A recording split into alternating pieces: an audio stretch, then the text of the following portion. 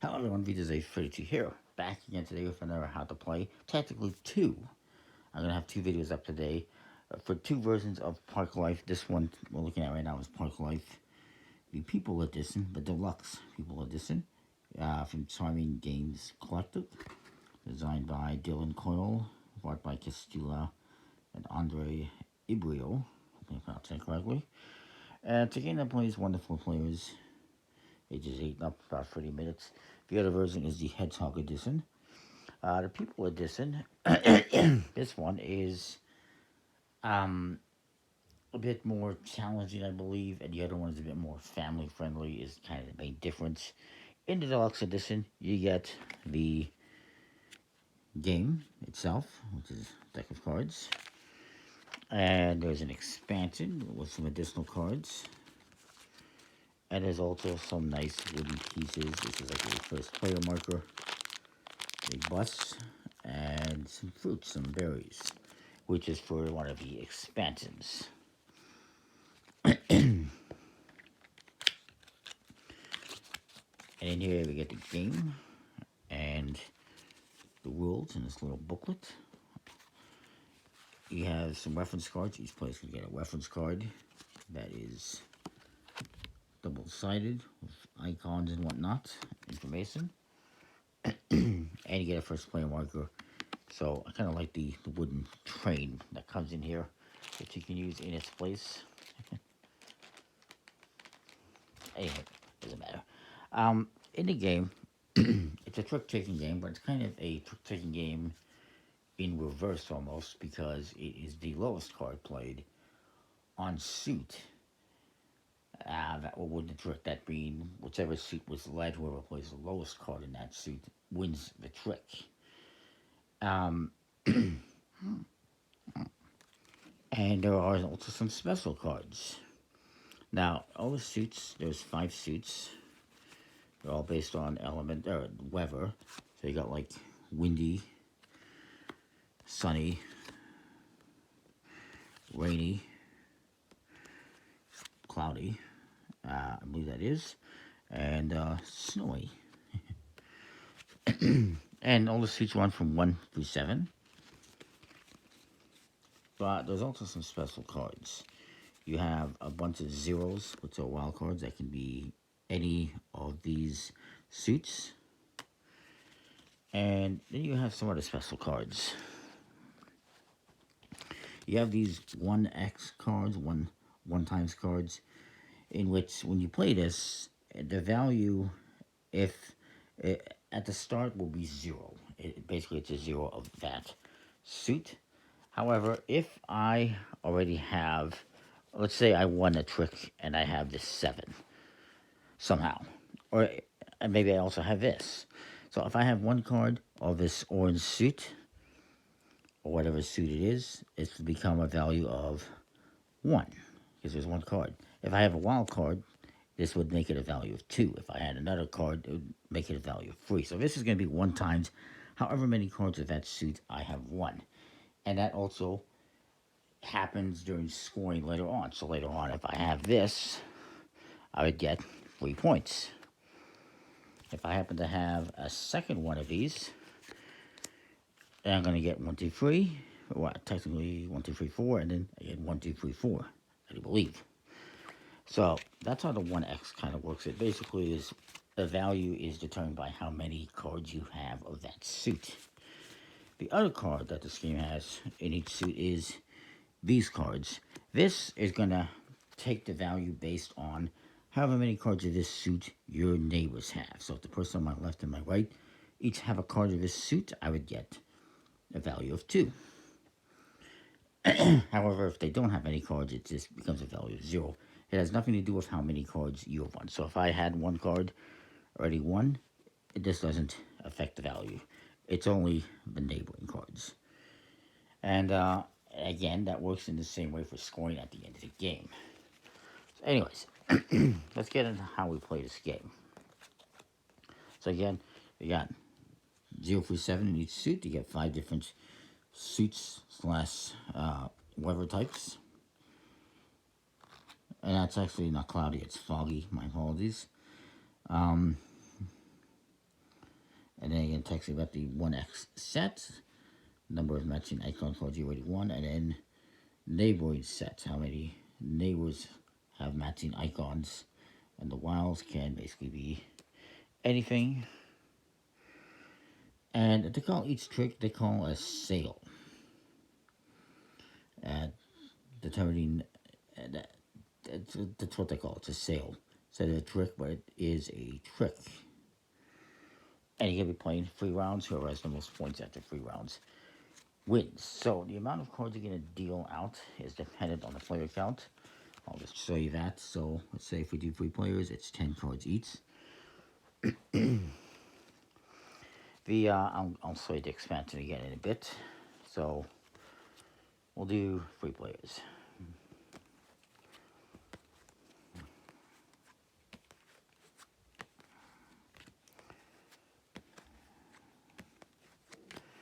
Which is 10 cards each. 2 players is 12 cards each. It is 8 cards each for 4 players. And for 1 player, it is also 2 hands or 12 cards. Well, for 1 player game, you must follow suit.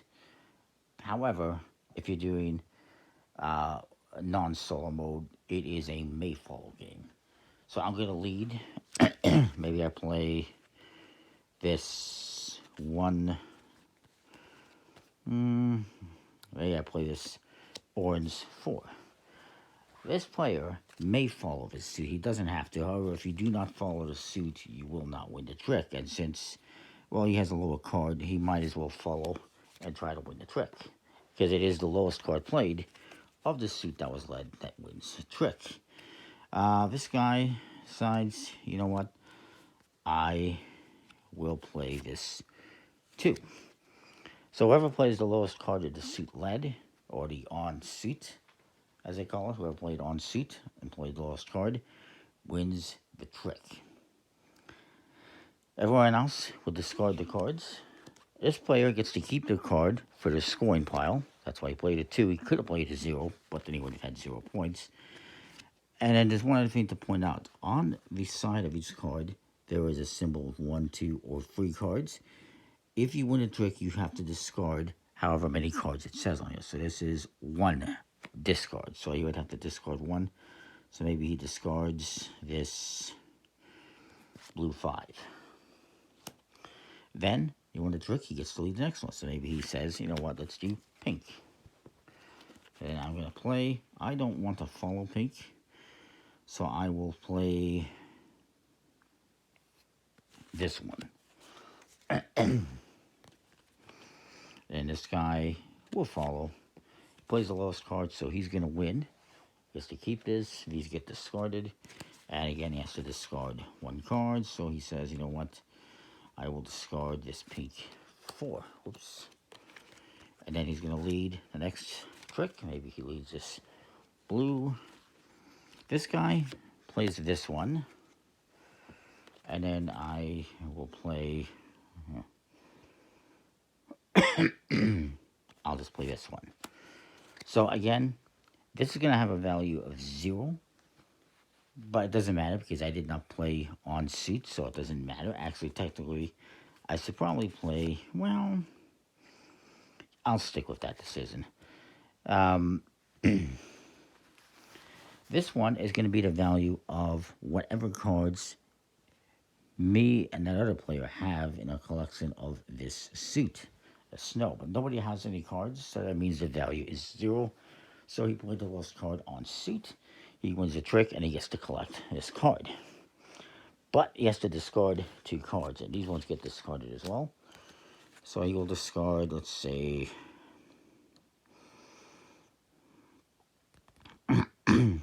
I don't know, this one, and this one. And then he gets to lead. Maybe he leads this 4. I will play this one. And this guy, he will play this one. Now, because we have 2 cards that are going to be valued at 0, because nobody has any of the gray suit as of yet, it's whoever played lastly that would win the trick. So this guy would win the trick. He's going to collect this card. These get discarded. and he has to discard one card, so he'll discard this, let's say blue 4.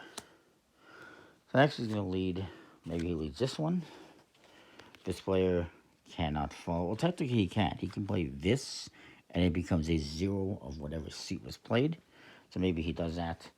And then this guy, I say, you know what, I will get rid of this one. So he wins. He's going to collect this 0, and the rest get discarded, and he has to discard one card. So maybe he discards this 5, and he's going to lead the 6. I will not follow. I'll just play whatever. I'll play this blue 1, and this guy will follow. He will win the trick. These cards get discarded, and he has to discard 2 cards, so he will. When a person is out of cards, the game does not end. You keep continuing until everyone has played out all the cards. So I actually am in an interesting position here. I have to play by myself, so I can play the 6. Forces me to discard 2 cards, so I will. And then I also have a 7. So I just made 13 points by holding on to the high cards. This guy is going to score points as well. He gets 2 points. He's going to get 1 point for every card his 2 neighbors have of this suit. So he gets 1 point because I have a blue one.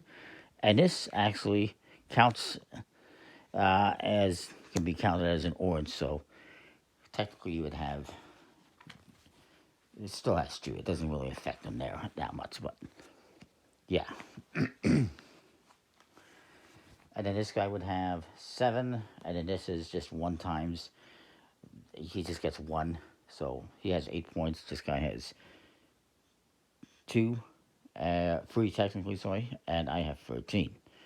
So then you would reshuffle everything, redeal out, and do 2 more rounds, adding on to these cards, and whoever has the most points at the end wins. And again, this scores 1 point, or has a value of 1 for every one you have of that suit. And these score 1 point for every card of this suit that your neighbors have. That's how these work. You'll see the Hedgehog Edition is slightly different. But yeah, it's a pretty interesting trick-taking game. Good quality cards from linen finish. Interesting artwork and everything. I like it. Check them out. See if I have their website on here, charming.games. And they have an expansion coming up as well, so that's cool. Speaking of which, let's talk about the little expansion here. You have berry tokens with a berry expansion.